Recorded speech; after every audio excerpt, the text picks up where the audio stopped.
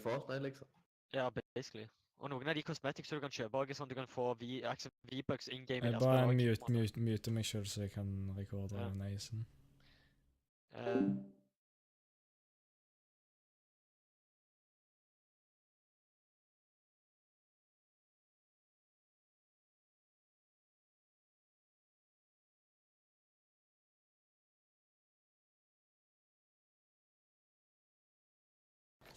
Roger that. Let's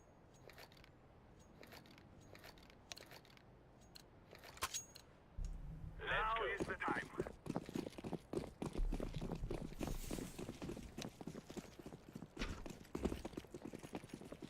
Decoy.